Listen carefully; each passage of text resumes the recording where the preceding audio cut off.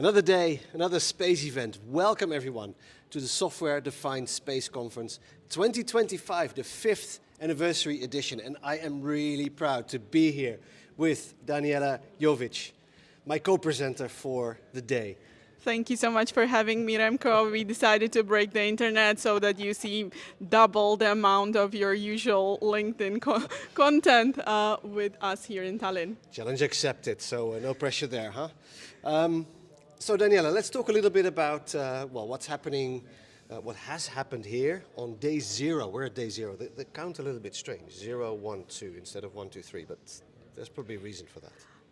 Definitely, I think that this is a niche conference, maybe the niche counting as well, but we are talking about cybersecurity, software, maybe something that's not so usual in the world of hardware where I come from, but yes, happy to be here and see this lovely program. Yeah, so today we saw day 0. The event starts tomorrow, but on day 0 we had sort of introductions, workshops, so let's dive into it. Dive into what happened today, because we're at the end of the event of the first day, well, the 0th day of the event already. This morning we started with a presentation about high-performance computing by ESA. Which we really liked, given the ideas of how we can utilize these supercomputers in the future. So we've been shown also a demo and dive into the use cases of how this could be. It was handled. highly technical. I'm a marketeer. I found that a little bit difficult, but the one thing that I remember is that this system, it's a physical system at Esrin in Frascati in Italy, is open to use to any ESA partners, of course to ESA staff, to ESA partners, and soon also to the ESA big incubators in Europe who can find use cases for high-performing computing. So yes, that's how we started. Then the second presentation was actually a workshop. It was a lot of fun by Cybernetica, and they talked about securing privacy in space, and they actually put us all to work, and that was fun. it was. I know I participated and you didn't, so you have no idea what to say. I have no idea what to say, that's the truth. But given the feedback, which was really nice.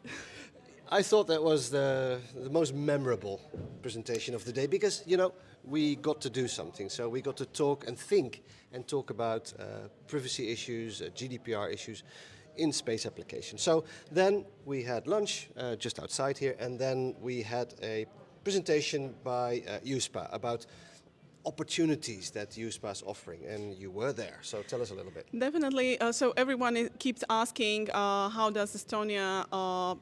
how is Estonia building the ecosystem? How do we grow and cultivate more space companies? So we were talking about all these opportunities, not only for funding, but also to inspire youth and this young generation of people. So not only funding, but also mentorship opportunities. And we have been talking about this full Cassini ecosystem and all the things that are included. So there's plenty of opportunities there. And you say Estonia, but these opportunities are all over the EU, of course. They apply to all European member states. Yes, 100%. So actually, we've been shown this Cassini Entrepreneurship Day recap that just happened in Prague the other day, and seeing all these new startups or scale-ups coming into this ecosystem, showing really nice potential. Yeah, and something I didn't know that was actually new for me was Space Camp. Yes. EUSPA organizes Space Camp for children. This is fantastic because there is obviously this US counterpart, and it's great to have this initiative as well here. We were also mentioning some of the other Estonian that are these local initiatives, and we were talking on the last part of the day about the astronauts class, and it was really nice how all this business and young generation coming together. There's a lot of stuff happening in Europe, not just through EUSPA, but also through ESA and through national initiatives, and we've seen a few of those. So yes, there's a lot more now than there was, say, 10 years ago before Estonia joined ESA. Yes, and we've rounded up the day with a press conference, which was telling us a little bit more about the trends and the insights of what's going on in Estonia, what's next for Estonia, also bridging the gap in between the civil and dual use or defense sector. And I would love for you to tell us what's coming up in the next days. Yes, so, well, you kind of took it away already, because one of the key topics on day 1 and 2, so tomorrow and the day after tomorrow, will be this trend that was acknowledged here on stage about militarization of space. That is, I mean, I can't say it any better, because we call it dual use, but of course it means something slightly less friendly in a way. It's the militarization of space, and the fact that there's a lot of money, a lot of funding available now to develop space products, civil products that turned into military use. And as NATO correctly says, space is the next battlefield, and we need to prepare for that, unfortunate as it is. So a few of the topics tomorrow. We're going to see an opening keynote by the Ministry of Economic Affairs and Communications. We're going to talk about civil space systems for defense applications. We're going to talk about dual use. Of course, we're going to talk about cybersecurity, because the theme of this conference, the Software-Defined Space Conference, is cybersecurity.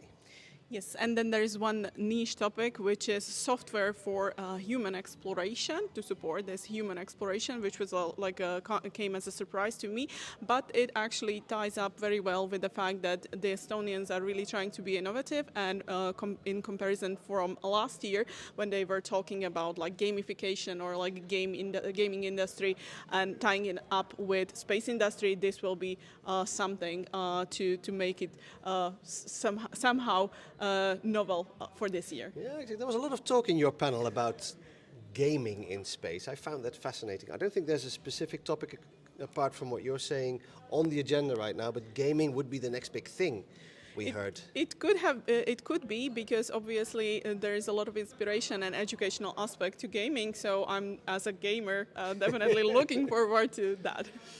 I'm not a gamer, but I'll take your word for it. We are going to talk about education as well. I'm really happy to see that. That will be on Thursday, on the last day. We're going to talk about, and I'm actually proud to lead that panel on software-defined systems and the implications for cybersecurity. We talked about that on Thursday, but we're going to do this every day. We give you an update of what happened on the day. We do that now, of course, you're watching. We're doing that tomorrow, and we're doing that on Thursday as well. So thank you very much, Daniela. Thank you for having me.